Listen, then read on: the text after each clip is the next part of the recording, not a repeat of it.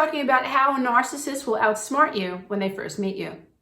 Don't forget to click the subscribe button and the notification bell. This way, when I upload a new video, you'll be the first to know. So let's talk about what narcissists do and how narcissists actually outsmart us when we meet them. One of the first things that we have to understand about a narcissist is that they are highly able and intuitive to pick up on other people's weaknesses, right? So they're sizing us up. So when you're in a social situation, if you're not a narcissist, you're just enjoying the social situation. But when you're dealing with someone with high narcissistic traits, they're like sharks in the water. They're smelling the blood. And blood is basically your personal weakness.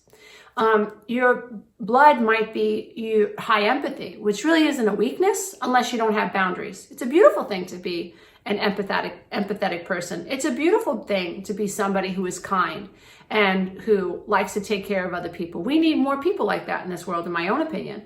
But when you're dealing with someone who is a narcissist, they will view that as a weakness. And what they want to do is they want to exploit it. So they're going to look for insecurities that you have. So be aware that when you meet someone, when you speak to them, if they have high narcissistic traits, they want to know all about you right away. And one of the major reasons, if you're dealing with a narcissist, is because they want to know what your pain points are. Very important. The last narcissist that I dated before I got married sized me up completely, learned everything there was to learn about me, and I felt so seen by this person. He was so charismatic, and he was so emotionally available. At least that's what it seemed like. And what I didn't realize was that he was sizing me up, that he was looking for weaknesses. He was looking to exploit my needs. He wanted to know all about my background, all about my childhood. He wanted to know about my dreams. And I was completely unaware at the time, right?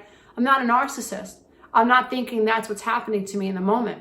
I was highly codependent, or at least I thought that I was so much better than I was when I got divorced, but I had a tremendous amount of work to do.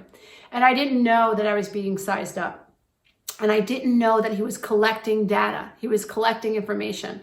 And so I share videos like this because I want people to be aware. So that's how he outsmarted me. He lured me in with his charisma. He lured me in with making me feel seen. He was highly attentive.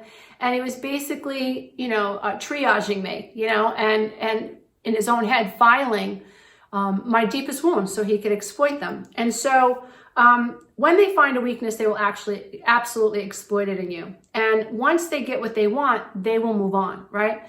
So narcissists, sociopaths, and alike are not easy to spot because narcissists can fake emotions. If you're dealing with a really clever narcissist, a narcissist will actually mirror what you're feeling. And sociopaths and I think psychopaths more than sociopaths, psychopaths will actually mirror your emotions so that you think they're like you, but they're not. So it's very confusing, and this is how they outsmart us. So we say, I heard this story about this poor animal, and these amazing rescuers, came and rescued this poor puppy out of a drain. And the person that you're dealing with is outsmarting you. They don't give a crap about this poor puppy that's been stuck in a drain, but you do. And in order for them to outsmart you, they have to act like they care about that too. That's one of the ways they're outsmarting us. They're very charismatic, like I said earlier. So if you meet someone who is throwing bouquets of roses at you and who's telling you how much they love you and who is telling you that they've never met anyone like you, that might absolutely be the truth. They have never met anyone like you. But if we're talking about somebody who's going to prove to be a narcissist, upon reflection, what you'll notice is that this person was able to outsmart you by complimenting you. So it's the validation, it's the praise, it's the charisma, it's the attention. In the beginning, a narcissist's broom always sweeps amazingly clean. They are on time, sometimes even early. They will do everything that they can to make sure that you don't see any red flags. And that's why I think it's important that we understand that love takes time, and that anybody that is coming at us who really doesn't know us, right, who's really coming at us strong, even though we might suffer from abandonment trauma and anxious attachment style, and we might be suffering with codependency, and it might feel so good to have this person's attention. I think we really have to, from a logical perspective, understand it's just not rational.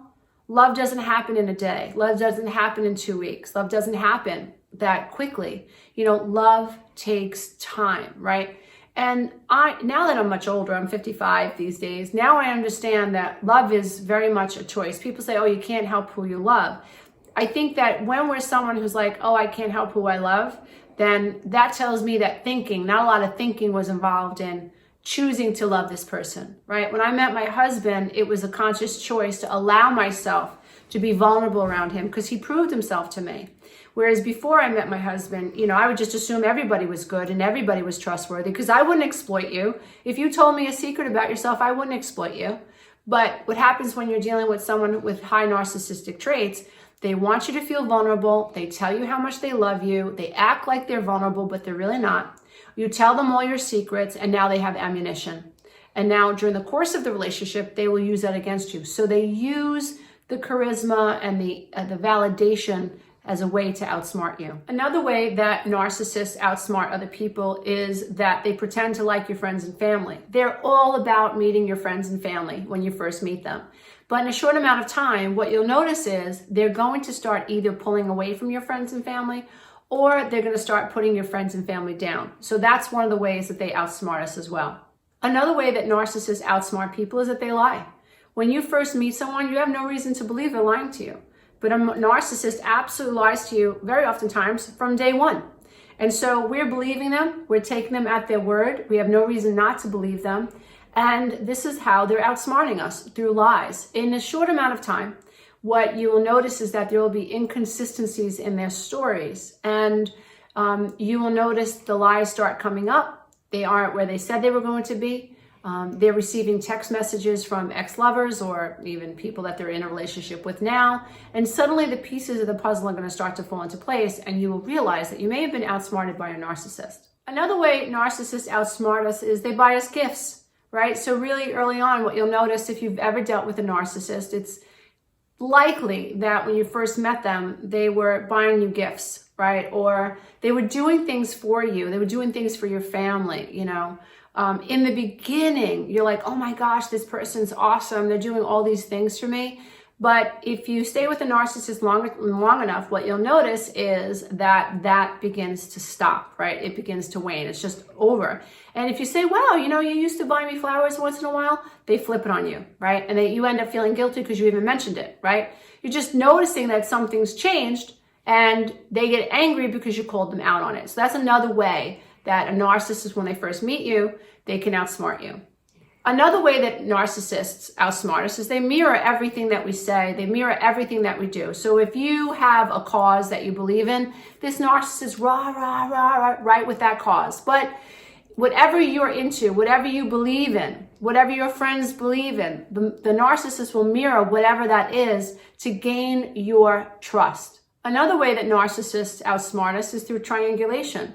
So a narcissist needs to triangulate you. It'll happen behind your back. You won't even know what's happening, right?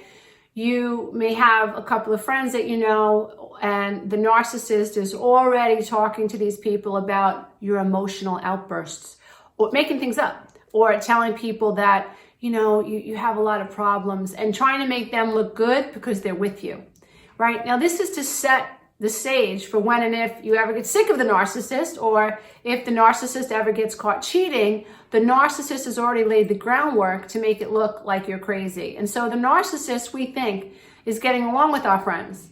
But what we don't realize is that behind our back, we're being triangulated against.